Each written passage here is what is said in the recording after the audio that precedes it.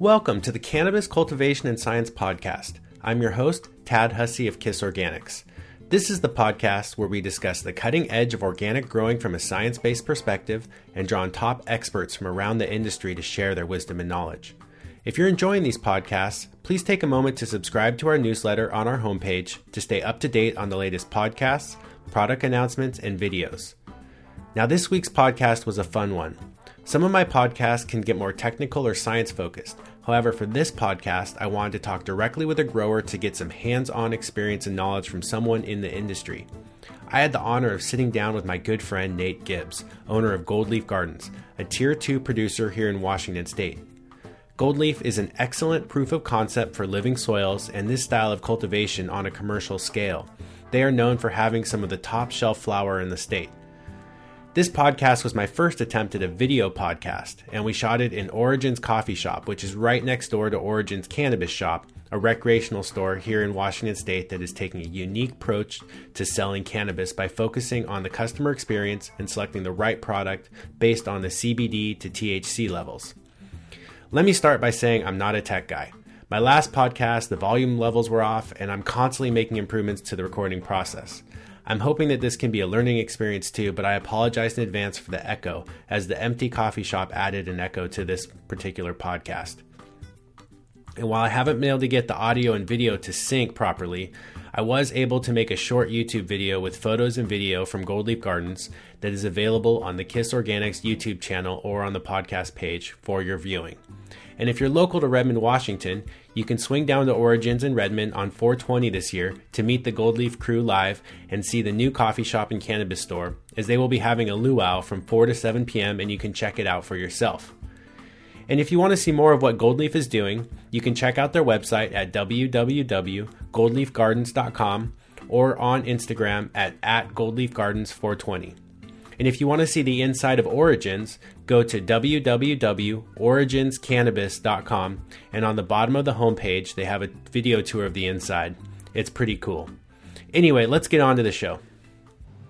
All right, I'm here today with Nate Gibbs, doing our very first live video podcast here in Origins.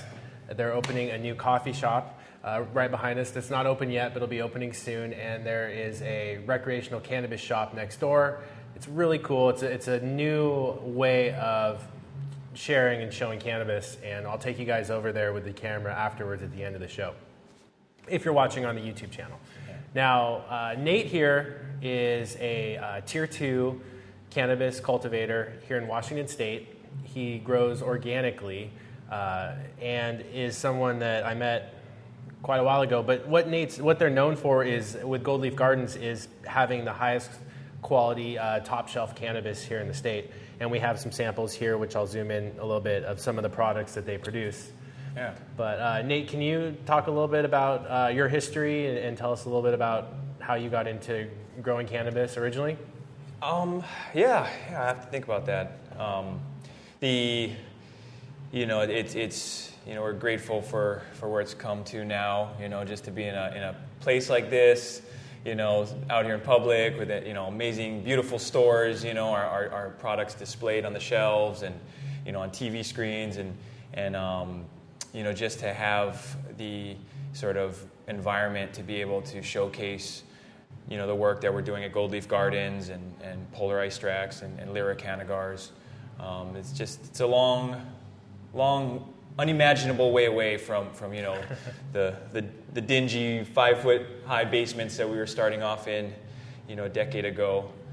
But here we are. So now let's talk about when we met. So when I met you, it was working in collaboration on a potential project that a friend of ours was looking to set up, and you at the time had a 100 light facility on the medical side that you were running. And so can you talk a little bit about that process? Yeah, I'm going to skip over a lot of details, but, kind of starting from just the early grassroots cooperative patient-to-patient care provider model here in Washington State, one person growing for a couple of patients in their basement. We, sort of moved from there into opening our own dispensary where we worked with a collective of growers and a larger collective of patients. Eventually, that we outgrew our home grow operations and moved into our first warehouse, which, like you said, was about 100 light warehouse. And that was a big step. At the time, Washington state laws were still a little bit ambiguous.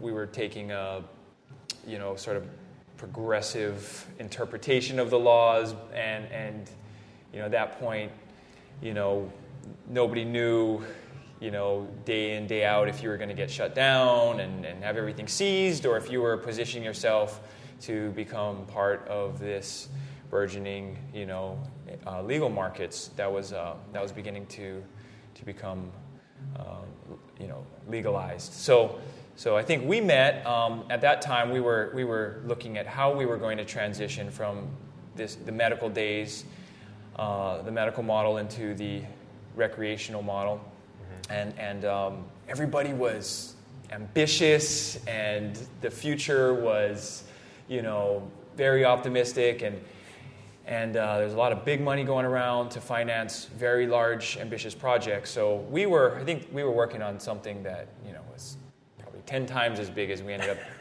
landing it with now. But the best thing that happened from that was really meeting you.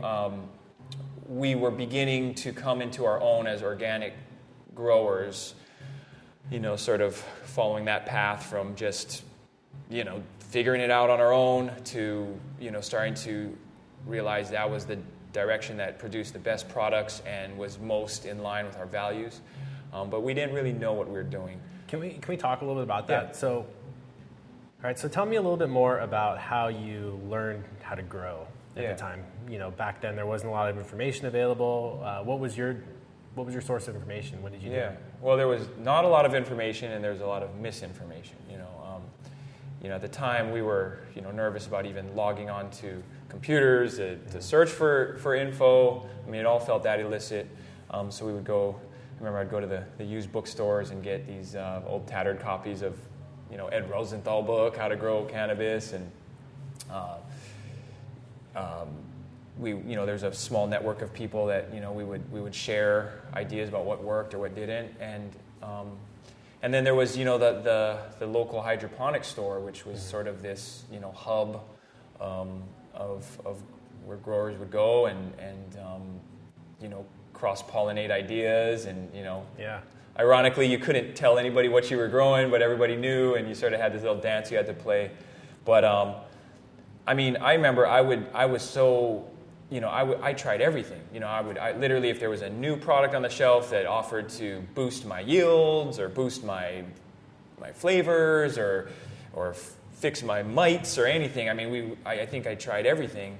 And that was about the time I ran to Keep It Simple, which was sort of the exact opposite philosophy I had. I was keeping it complicated. But well, it's funny because we had completely different upbringings in ways that we ended up around cannabis. So for me, I had no experience with the plant. I grew up with my parents owning a nursery and landscaping business, so I was around plants, my entire life, but never cannabis. So for me, I had never been to a hydro shop. The first time I walked into a hydro shop, I was like, what are all these products? And it was really intimidating for me. I had never seen, fertilizer was like a bag with a label.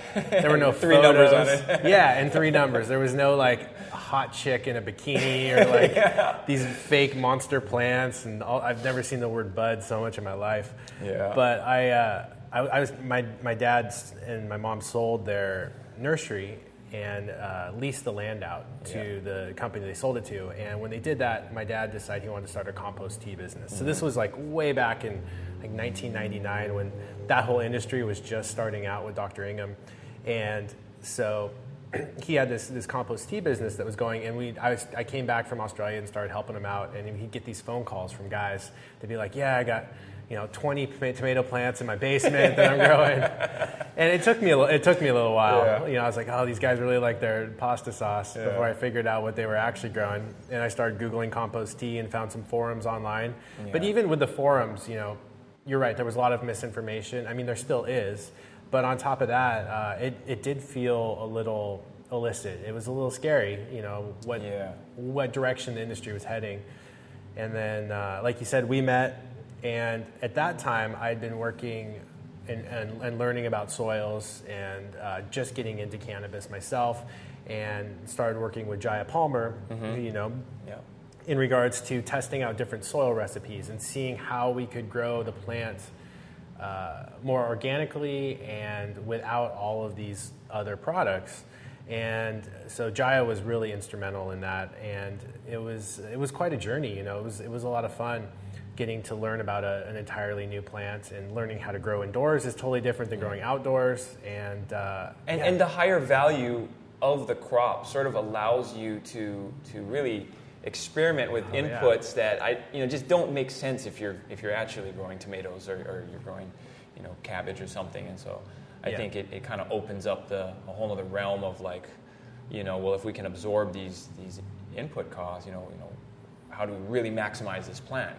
A 10% yield in a cannabis harvest, thousands of dollars, right? And so I think that's part of what drives the cannabis nutrient market of trying to always sell you more and more, some of which works and lots of which doesn't. And tried it all. When we originally were working on the soils, that I thought was really interesting was the goal initially was not a commercial application. It was to create a product where a cancer patient or a medical patient could walk into a hydro shop, and rather than getting hit with all of these bottles and nutrient lines and this craziness, they could just take a bag of soil and walk out the door and just water their plant. And then Jaya was able to start figuring out some of these commercial applications on scale, which is sort of when we met you, and you were doing some of our first trials too with the product. And I know there was a learning curve there, and some, it didn't work quite as well as you wanted initially. Yeah. But well, I mean, we were skeptical just because it was such a different thought process than what we had been sort of accustomed to in terms of buying a lot of bottles of off the shelf. We had I think you remember we had a really complicated recipe. Yeah. You had this piece of paper, I remember, that had 5 milliliters of this and 3 milliliters of this on the 4th day, and then on the 8th day you do this. And it was algorithm, It was insane. It was the craziest nutrient chart I've ever seen. And your plants look great. You guys were really good growers, and I think that's an important aspect of it. Well, I think, what was happening, because it was, we were successful. I mean, at the time, you couldn't tell me that I wasn't growing the best cannabis then, which I wasn't. But we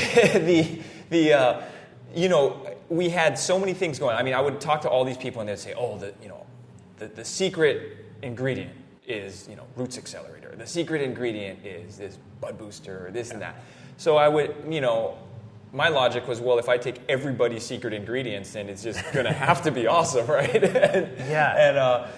And so you end up coming out with pretty good results, but because we weren't very scientific about it, we couldn't tell you what it was that was leading to that, right? And what was just more things we were buying. I know I was spending a lot of money.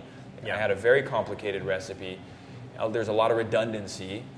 And as you taught me, there's a lot of bottles of things I was greatly overpaying for because, it might have been now I look back, it's, guano suspended in water, but it's, $50 a bottle instead of, the dry inputs you could buy for dollars a I think 5 of the bottles you had the same seaweed product in it. Oh, right, yeah. So, yeah, for sure. So let's talk a little bit about that transition. Yeah. So you did some trials with living soils and then decided to commit your new facility to that method of growing with the goal of reusing the soil, cycle after cycle with minimal amending. Yeah. Can you talk a little bit about what your facility looks like now and how you set it up? Yeah. Well, I remember when I was, kind of modeling out the new facility, which was, more than twice as large, just taking our nutrient costs and putting it on paper, taking the way we were doing things, ended up being very expensive. And I was starting to have to think about, the scalability of our processes. And it was really opportune, when I met you and Jaya, and you said, here's this way of growing plants, which is going to require which is going to let the plants dictate what they need, and instead of as much, as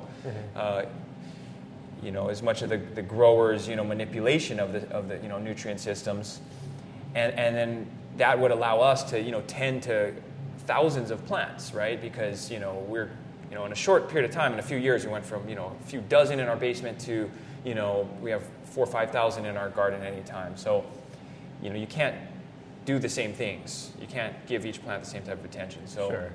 So I think that was, where the light bulb started to go off. But also, as we were going through these trials with sort of that as the end goal, we realized we were growing some of the best product, better than we had been. And your yield wasn't necessarily any larger at that time, was it? I don't think it was, significantly larger, but it wasn't worse. Okay. I would say the quality was better. And also, too, we just found the overall health of our gardens began to kind of just tack in a different direction. Part of, being very hands-on with the nutrient regimen also meant we're really hands-on with our IPM program. We're using we're spraying a lot of things and treating the soils and treating things above the ground and running into a lot of problems. We'd have a lot of issues. And once we sort of really let built a good living soil environment, the plants became happier, and I think their natural immunities began to become fully actualized, and we just found ourselves fighting a lot less problems.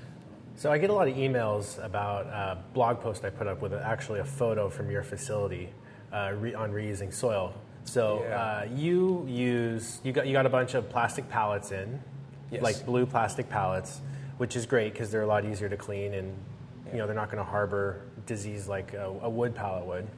And then you had a custom built fabric pot, I believe, made specifically for the pallets with the idea, and then they're on racks, so they're raised up so you're not bending over the whole time. Can you talk a little bit about how many rooms, how you have them set up? Yeah, so we have our soil beds, which might be kind of a modified version of what you and Jai have kind of designed. They sit on food grade pallets, and then on top of that we had Geopot design us a fabric bed that fits exactly on that pallet. Part of the great thing about pallets for anybody designing a large facility is there, a lot of material handling options. Warehouses house pallets, racking, forklifts, everything sort of knows how to. They're affordable. You're not recreating the wheel. You're not recreating the wheel, exactly. So we kind of use that as our standard, unit, and from there we have a soil bed with KISS soil that we reamend each round. We never throw it out. And in each bed we'll plant 6 plants, and then they'll have sort of a independent trellis system per bed. So we'll use sort of a scrog type of training for those same 6 plants that share that bed and that trellis. So that's just for your flower room. So you're vegging in a separate room in smaller containers, yes. and then transplanting into the beds for their final. Yeah. So we have one room that's one 400 square foot room that's dedicated to all of our propagation. They'll spend a couple weeks in there in smaller plastic pots, and then they'll move into one of our 7 production rooms. Each room has 50 beds, and we'll plant 6 plants per bed. And then so about 300 plants, and then they'll live the rest of their life cycle in that room for about. We'll give it about a week of transition time in that room, just because they're going under slightly more intense lighting. We found that's a good amount of time, and it also, when we harvest, we try to turn that room over and get plants in there within a day. Okay. So for reusing soil. We had to really figure out how we can thread the needle, harvest our plants, get our inputs back into the soil, transplant in there within 24 hours. I remember when you were first doing that. Yeah, we had to play around with that a lot. We were trying to put all the nutrients back in right at the beginning of the cycle, and it was just causing the soil to heat up from the amount of microbial activity that was going on. So what you guys sort of figured out was, okay, we can put some nutrients back in then, and some organic matter, but then we'll also top dress nutrients throughout the cycle to allow you to get that immediate 24-hour return when you can start planting back in? Yeah, it's really, if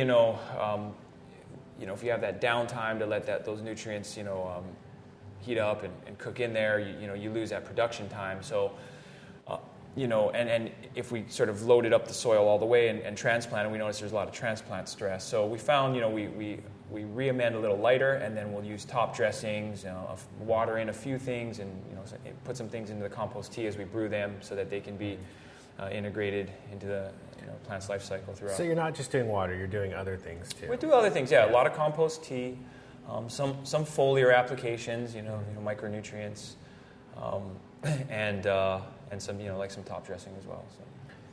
And you're always experimenting with new things. That's one of the things that I really like to encourage with growers. And one thing that you always tell me too, is you're always trying out new things and seeing how they do with a control. And I think that's the important aspect of it. Yeah. So you can actually see, is this one change making an improvement, or is it making things worse? Is it worth the amount of time and money I'm going to spend on it? Yeah. And one of the nice things about, growing at scale with a lot more plants, a lot more beds, everything being uniform, the rooms all being uniform, is that it allows you to dedicate, a small amount of, your canopy to these experiments without really impacting your overall production as much.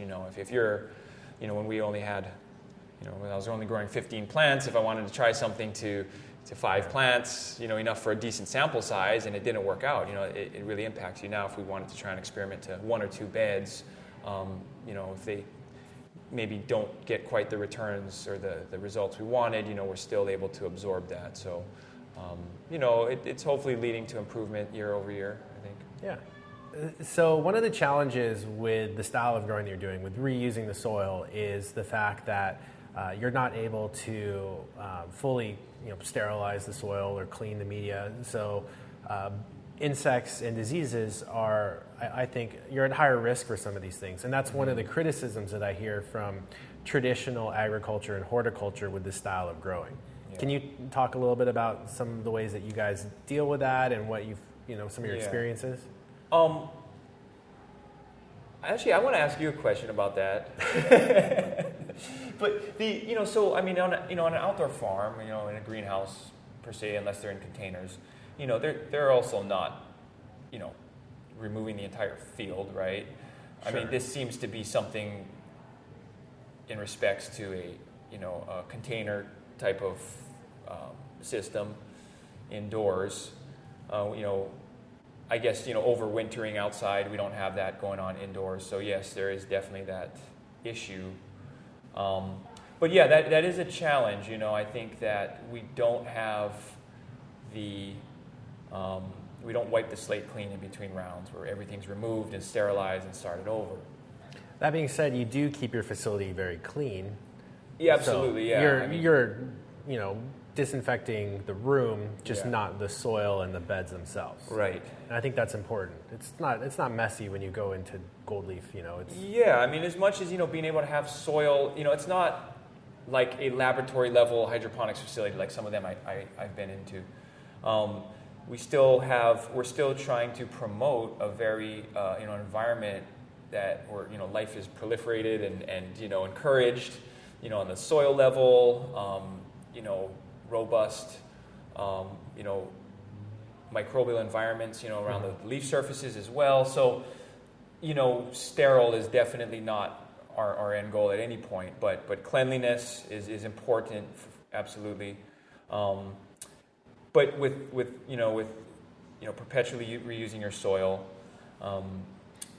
it does force you to, really think about your environment, the sustainability of it over time, and your modes of pest management. You can't apply any type of product that's also going to damage the beneficial microbes and insects in your environment. So we use a lot of beneficial insects, for example, and a horticultural spray that's meant to knock out pathogenic insects is also going to kill our good guys, and so we have to, what I think, we're ultimately working towards is just the right balance of of biology in our rooms. That you're never going to eradicate something all the way, but you're going to keep it under control to where there's a good economic threshold, and and when you kind of have the right pieces in place, you find that the gardens would sort of tend to themselves and do as Mother Nature intended. Well, when you compare it to outdoors, so the thing about being outdoors in a field is you can still get these pathogens where they overpopulate. They're always around, just like they are in an indoor facility. People that say they're mite-free or whatever, I don't believe it. Yeah. I think that's really, really hard to achieve and maintain. But I think you are able to maintain them at a low enough level through a good IPM program to where they are very manageable. Yeah. And having those beneficial insects there, I think, is huge in protecting the plant and having good microbiology in the soil, on the leaf surface. And the thing about outdoors that's so nice is you have that diversity of predators that already are naturalized to that environment. And indoors, you just don't have that. Yeah. So I think the ability for these pests to really proliferate across a monocrop in an indoor environment is a lot greater. Yeah. And when we talk about greenhouses or like horticulture operations, I've gotten to see more and more of those over the years. They are running, they may have 1,000 different different varieties of plants and things that all have different insects and pest problems. So they feel like the only solution is to spray some pretty heavy pesticides and sterilize everything. But with with like, for example, our beneficial insects, we found, I think everybody's still trying to learn how to, these worlds converge. I mean, cannabis is so new, but we found that some things that work on other crops for that same pest just aren't really taking hold. Developing breeding populations and things in our rooms, and so it becomes sort of economically unviable to keep using them. Yeah. We found other things that just sort of take root and get established and just become part of the the environment, so that's just been a lot of experimentation, Yeah. As well. Do you have a favorite insect or bug that you like to add to your room that you want to just share with listeners? The rove beetles, right? They're a little expensive on the front end, but we, I don't remember the last time we reintroduced them. But if you scoop up a handful of our soil, or they even crawl everywhere. You find them, all over your facility. Well, you have them in the Oli compost too. Oh, are they coming in from the Oli compost? Okay, I've seen it in that as well. Yeah. Yeah, and so those, they seem like apex predators as far as bugs go, and so. I think definitely if you don't have those established in your organic soil facility, those are they're a good one. Good partners to have in there. But yeah, and just being very prophylactic and proactive, right? I think kind of wheeling it back to those early days, it was get a problem, look for a solution, try it, doesn't work. Go to a bigger gun until you're pressing the nuclear option, and now you have to be extremely cognizant about not letting a problem flare up.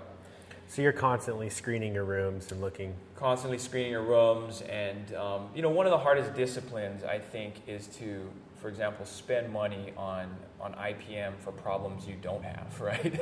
Sure. And yet it's when you go back and study all of your notes, you realize you spend much more once you have a problem and you have to fight it. That's a really good point. Yeah. And then you don't even think twice about spending the money. You have to do it. It's crop loss, or it's spend hundreds or thousands of dollars on a solution. So when things are going well, it seems a little hard to say, oh, do I really have to be disciplined and order my hundreds of dollars of beneficial insects and keep introducing them in the room? But then you realize we haven't had a problem in 6 months or 3 months, and so I need to keep up with that, and I think that once you're able to get from a sort of a knockdown or a combative cycle into more of a maintenance cycle, that's when it actually does get much easier and so less stressful. I bet. Less stressful, yeah. So you got to keep investing in that part of your gardens if you're going to, especially if you're going to be or reusing soil. Yeah. Keeping mother plants that are never clearing out your mother room. So you're always going to have some plant there. So So there's so many aspects to cultivation besides just growing the plants. One of the things that you and I have talked about more recently is the whole idea around lean farming. Oh, yeah. And I know you have a lot of experience with lean manufacturing, and then I was like, read this book by Ben Hartman. Yeah. And you've sort of embraced that in your facility a little bit. Can you talk a little bit about that experience? Well, yeah, I don't know if I would. You might be giving me too much credit. I've always been, interested in the subject, and just always thinking about, running a production business, looking for the right strategies. I've always, been very interested in how to sort of take these methods that work. I've given, like Toyota this great advantage over its rivals, and apply that. But I always had a hard time connecting the dots. It always kind of the ideas made sense on paper, and so when you gave me that book by Ben Hartman, I was like, there it is. Somebody smarter than me finally connected the dots, and I've been, So we've been going through a process at our place of removing waste, and then just really analyzing, doing a lot of deep reflection on every step, every touch. Is it necessary? Does it add value? Or does it not? And it's amazing once you sort of take inventory of that. How many things you do in a day that aren't adding value to your customer at the end of the day, and then you say, why are you doing it? And so it's a transformation process that I think is going to be going on for a long time. But I think it's really the right direction, especially as this industry becomes highly competitive. Now, the prices of cannabis here in Washington State, and from what we've seen in other states, are falling. Yeah. Getting much closer to representing their manufacturing costs, not this sort of artifact of what they used to cost in the medical market or on the street before. Yeah. We grow some of the highest end cannabis in this market, but an eighth of our flower doesn't cost much more than what I was paying for, in college 20 years ago. I'm like, how does that work? So you have to be efficient, and there's no room for fat. Let's be clear, you're not taking that money home. It's the government. Oh, well, that's even worse. That's the customers paying the same thing we were 20 years ago. We get a third of that. So, it really. I think if you're not running a lean operation, a very smart operation, then it's hard to make money right now. And I think that's just the reality. And so. Yeah, it is a slow process. I've been doing it on my farm. Getting the employees to work on paying attention to what they're seeing around. How we can keep the property cleaner, and how we can improve our processes, because a lot of what we do is just so time consuming. Yeah. And I know we can do a better job, and I know we haven't even thought of all the ways we can do a better job. So it's one of those things. It's not so much an end goal as it is just a journey. Right. And I'm really enjoying it. It's definitely changed the way we run our farm and our business. Yeah. And I'm glad that it's having a good impact. It's a Kaizen. It's that improvement. That 1% improvement. It's not. You're never going to get there. You're just going to try to constantly, carve away at what doesn't need to be there, and aim towards this purity of, pure value, right? Which is more of a, something to aspire to than probably something you ever actually achieve. But, in that pursuit, you end up becoming better at what you do, and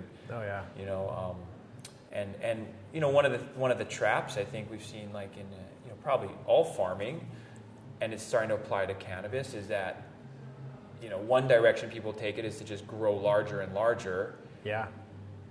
And yet you'll see large-scale operations that have taken on a ton of debt to get there, not necessarily being more profitable, right? And that seems interesting, right? Where's that economy of scale? But I think these type of lean methods can be applied to a very small operation or a large operation. Yeah. But either way, you need to be very disciplined about how you're running. No, for sure. And I know for me, I've been a lot happier since we've started implementing this stuff, because the mental cost of all of this waste was just weighing me down. Like walking around and seeing project after project that needed to be completed, or just mess after mess that we left behind. It's like, it was exhausting. Yeah. So just getting the stuff off the property was so nice. Yeah. So, and it's a constant battle. Yeah. But it's been great. So changing directions, we've been talking about cultivation so far. But as you well know, that's just one aspect of cannabis cultivation. I mean, you could be the best grower in the world right now here in Washington State and still be failing, just because there's so much more to creating a brand and a market share and interest in your product. Yeah. And I want to talk a little bit about your sort of your company philosophy and the morals that you guys stand for. But before we do, can we talk a little bit about the branding and marketing aspect of things? Right. I mean, it's, everything's important now. And, it's all tied together too. Those two things are really close for what you guys are doing. Yeah, absolutely. I mean, I think we were a little bit ahead of the curve in just realizing that, cannabis was going to kind of turn from this sort of, anonymous commodity to, something that was going to, look a lot more like products you see on the shelves in other industries. So, kind of early on, we stuck our neck out and came up with the name Gold Leaf and started branding our product. And at the time, in say the medical dispensaries, you usually go in. It was kind of like purchasing bulk supplies, at an old general store. You have these jars, and here's some strains. You don't necessarily know who grew them or anything like that. Yeah. And so we came out kind of with a jar with our logo on it, and it said, this is gold leaf weed. This is, for better or worse, this is where it's coming from. Yeah. And so we kind of rode that into the market, and now of course that's how all products are sold. But it's really important. I think because now in Washington, for example, all the products need to be sealed and kept behind usually behind a glass counter or behind the bar. So for the customers, you need to really develop a trust with them, and so having strong branding and marketing to kind of reinforce those company values is essential. And you can be an incredible grower, you can have the most coveted strains, and it can just fall flat for you because you don't have that piece in place, which... Yeah, I know a lot of growers in Washington right now, or producer processors as they're called here, are struggling to get into new stores and get their products sold. Yeah. Whereas I know you guys can't even keep up right now with the number of stores and people that want you and want to carry your product. And a lot of that is due to customer demand. People have come to, signify certain traits with the brand Gold Leaf. And I think, I want to touch on that some more, but I think such a big part of that is the culture you've created there, and the community that you guys have. And can you talk a little bit about so I know I have a little background here, it's kind of unfair, but I know you guys it started off like a bunch of Hawaiian guys. Yeah. Coming out of Kauai, I think you said? Yeah, I'm from Oahu. Most of our, all of our growers are from Kauai. And, okay. Yeah, we have a it's, we kind of identify as a Hawaiian operation. Obviously we have all sorts of folks there, but there's we embrace that spirit of Aloha. Regardless of where you're born from or what your ethnicity is, that's our value at the end of the day. And what does that mean? The word has a lot of different meanings, but it means love. And so just from the love of the plant to the love of each other, the family you work with, and your community, and growing up in a unique place like Hawaii, you had real tight communities. Yeah. There was a social responsibility and that sort of managed how everybody interacted with each other, and it just seems to it's just how we live our life, and organic growing kind of falls in line with that as well. And so, that's sort of how we run our company internally, and it has struck a chord with people up here. Yeah. It sounds really, it sounds cliche, but there's people want to know the story behind the brand, and Yeah, I think it's important. Yeah, it is, and it's not, I think there's substance to that. People you have this dollar in your wallet to spend, and you can choose how you want to spend it. There's some folks who, hey, give me the most potent weed for the cheapest amount of money I can spend, and there's nothing wrong with that, but that's not the customer that seems to be supporting our business. And there's other ones who say it's a good product, but also too, I just love the way that you guys run your business, are good responsible members of the community. You give back, you grow things responsibly when there's no rule that says you have to, but we trust your cultivation practices. We know you take care of your employees, and so at the end of the day, I mean that adds up to those sales, which is important. So yeah, and your guys are passionate about what they're doing. Yeah. Well, so my growers, and I got to give them credit because it all starts with them. I mean, without them, then the rest of the business is, there's no foundation. And they're almost all, brothers and cousins. They grew up on this really, on a farm in a really small town called Aloha, an island of Kauai. And, they grew up growing vegetables, sustenance farming. They would sell they go with their folks down to the farmer's market and sell what they didn't eat. And that's where they came from, where they were really relying on their land, to provide for their families. And so, now, they've kind of, migrated up here, and the fact they're sort of able to do that, but in this different market, I think is something they're very proud of, and it shows in the product, But they take a certain pride in the gardens, and I know this is a cultivation science podcast, but there's this one thing I haven't been able to sort of like quantify scientifically, and it's this just this love and this passion for your work, and it shows up in the flavor, and it just shows up in the product at the end, and so I don't know how to replicate that. I just know we have something really special, and we're just trying to let the world kind of see it and decide if that's for them. Yeah, I mean, one thing I haven't mentioned either is that your facility is fairly far south of Seattle. So a lot of the guys live in Seattle, even I think in North Seattle in some cases. Yeah. And are driving all the way down to the facility, which is, how many miles is that? It's in Olympia, Washington, and it's about a 60-mile drive each way. And I mean, we have most of our employees, and they make that drive both ways every day, in traffic. You spend hours. They're getting up at crazy hours. Oh yeah, definitely. Just for the opportunity to work and be a part of this community. Yeah, and everybody has a shared sense that we're building something special, and to come from a small place and be able to make your mark, and go into these stores and hear the stories that there was people that were genuinely had their day or their lives improved by by your products. I mean that's the kind of thing that makes that drive worth it. And so we're just blessed, and we wouldn't do anything else. So what are some of the things that you do at Gold Leaf, for or with your employees that help build that sense of community? Yeah, even something as simple as on Friday we all stop work a few hours early and barbecue, and it's just become this tradition. I don't know how it started.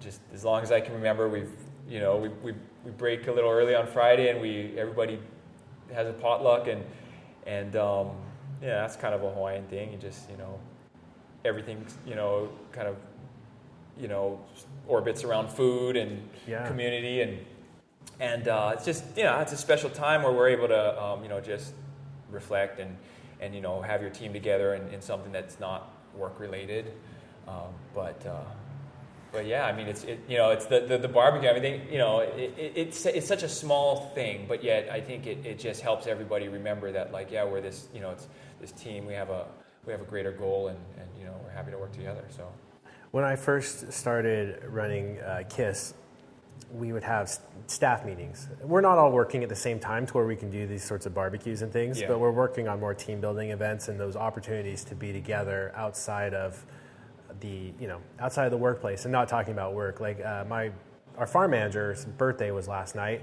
and over half the staff was there. Right. Other people, the guests were leaving, and like the staff was there hanging out because they enjoy each other's company. And like some of the people have taken trips to Iceland together, or lived together, or have moved across the country. And it's like those moments of community, I think, are so amazing. And when I first started looking at staff meetings, I was like, oh my gosh, this is I was calculating out how much this was costing me per hour that we're just sitting there, and people are asking questions, and I'm like, it was 20 man hours I just had to pay for it. Like this is a lot of money that we could be spent doing other stuff. But as I matured as a leader or as a business owner, I realized just how important this aspect was, that people feel like they're being heard, that people have time together that's not spent being stressed or working. And that everyone gets along and likes each other is so important. Yeah. And work environments can go a lot of different ways. Oh, yeah. I mean, I know there's a lot of places where it's like, I don't want to see you till Monday morning. I can't get out of there fast enough on Friday. Yeah. But yeah, you nailed it, Ted. I mean, it's I think it comes down to a sense of purpose, right? And like, you have not every job at Gold Leaf is as glamorous as the others, but I think that it's important to sort of develop that in everybody, that says it's like there's this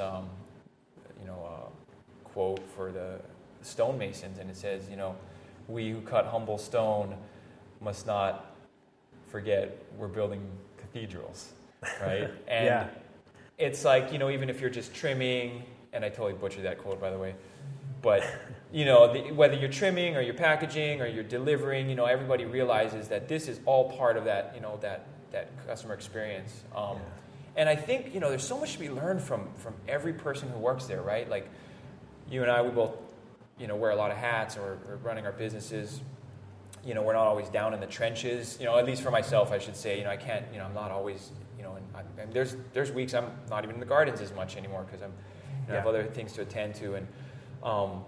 And yet I'll find, the person with, maybe one of the most humblest job, at our farm will have insights into that part of the process that I wouldn't be able to come up with, and empowering them to say, hey, okay, why don't you make this improvement? This isn't about me telling you how to do a job. It's, it's me finding the right people who want to improve this company in any way they can.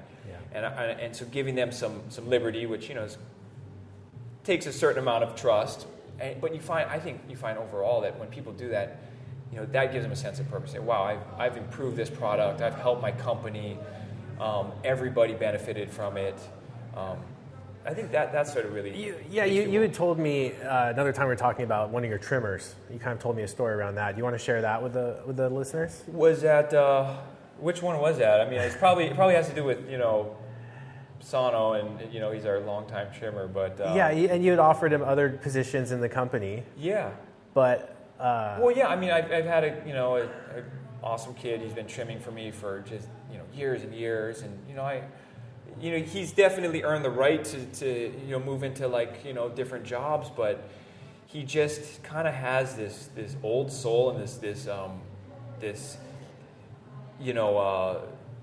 desire, this how should I say, this affinity for kind of this one craftsmanship, and this one little thing he does. He takes his one job of trimming, which if trimming for the cannabis industry is some people think it's like dishwashing in the restaurant industry, like it's where you got to start, and yet he takes so much pride in trimming a perfect flower.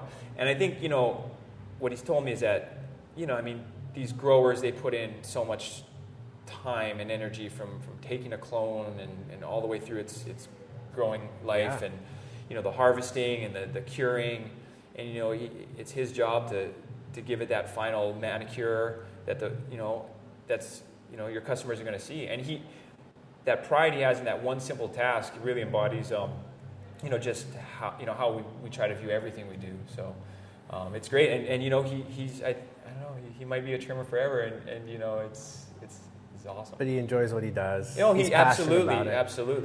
He has purpose in his work, and he's quite talented at it. He's good at what he's doing. Absolutely, and even simple tasks can be quite challenging. I pay him well to do it now. I said, I'm going to continue to promote you, but you can still be a trimmer, right? Because he's earned that. I want to take care of folks, but if his, calling is to do that one final detail, it's like detailing a car before you put it on the lot. It might not sound as cool as the guy engineering the car, but at the end of the day, that customer is going to want to see a nice shiny car, and that might be what makes him purchase it. Yeah. And he understands that, and I think that's definitely an example for how we try to do everything there.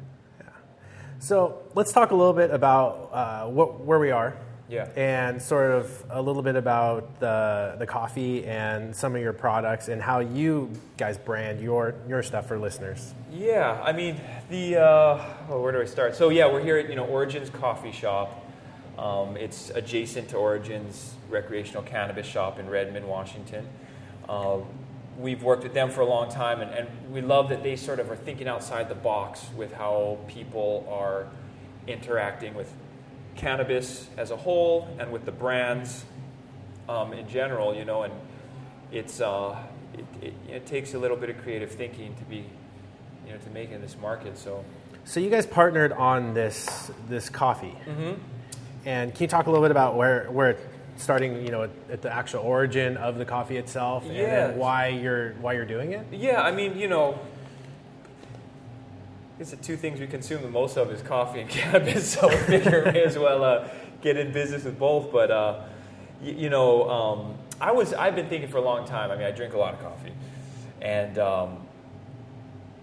there's a lot of restrictions on how I can really market and advertise my cannabis brand. Just sort of what's sort of socially responsible, and it's an adult product. And even the state sets some limitations on how and where we can advertise. Obviously, I'm thinking about our brand, eventually moving into, possibly other states and, internationally one day. So how do I begin to export that? If I can't ship my products across state lines, Yeah.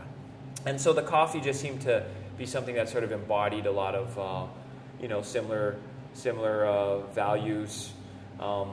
So we partnered with a roastery on the Big Island. And they work with a cooperative of Kona coffee farmers, other coffee farmers in Hawaii, small farms, family farms, organic, same values we have. And so hopefully now, if you get buy or get a bag of gold leaf coffee, and it's excellent too, and we made sure that. We made sure, hey, if we're going to put the name on it, it's got to be really good, and so hopefully, you try the coffee and you say, wow, what's behind this brand? And it's like, oh, they also grow herb, and maybe I'll check that out. So just a different way of thinking about the brand as a whole. Eventually perhaps it expands beyond just cannabis into more of a lifestyle and a culture. Yeah, and then you guys are known for your flower. Yeah. That's really what you've sort of staked your mark on, but you also produce other products as well. Yes. So beyond the flower, you're also, can you talk a little bit about the Leira Cannagars and some of the other products you've created to sort of diversify in this market? Yeah, so we start off pretty much strictly selling flower. We partnered eventually with a concentrate maker, Polar Ice Tracks, and we do solvent-free concentrate, so hash, rosin, and that's been really great. We've been winning some awards for that. It's just a very pure process that involves no chemistry, and so we figure, why are you going to grow your flowers organically and then process it with hydrocarbons and other solvents? So it's a solvent-free concentrate processing, and then we put them all together into the Cannagars, and so this is actually one of the smaller ones. We call this the Canarillo, but it is basically a cannabis cigar, and it's our flower. Then it's wrapped in a layer of the concentrate, and then we take the fan leaves from the plant. So instead of a tobacco wrap, it's each leaf is meticulously placed around that and cured and dried. The whole process takes months. And you end up with this, kind of work of art. Yeah, they're beautiful. Yeah. I'll post some photos and stuff for listeners on the podcast page, but then also I'll show some of the videos that you've shared with me, because one of the things that I just want to mention while we're talking about marketing branding that's so important is marketing branding is not just a t-shirt or a hat or a coffee bag. It's sort of a collection of all of these things to create an identity and a culture around what you're doing. It's so important, I think, that people have an idea of not just where these products come from, but how they're grown. And you really have to, marketing and branding is a holistic thing. And that's one thing I'm learning. You know, it's not as easy as just running out and buying 100 t-shirts. Yeah. You have to create that social media presence. You have to create that understanding of what you're doing and that recognition so that when someone sees that t-shirt or that coffee or that hat, they can say, hey, that signifies this, quality, community, aloha, whatever you're going for with your product. And I think that's important. Yeah. And that's something that I know that Origins has worked really hard on too. And so I will do a video tour in there that we'll have on YouTube as well that we can share with people so they can see how some of the more innovative rec shops are doing things here in Washington. Yeah, absolutely. It's I think all I can say about it is it's authenticity, right? If you have a strong sense of purpose and what you're why you're doing what you're doing, you kind of build your marketing around that. It'll work out well for you. I think if you're trying to put out a message that doesn't truly represent who you are, then it's just going to kind of fall apart.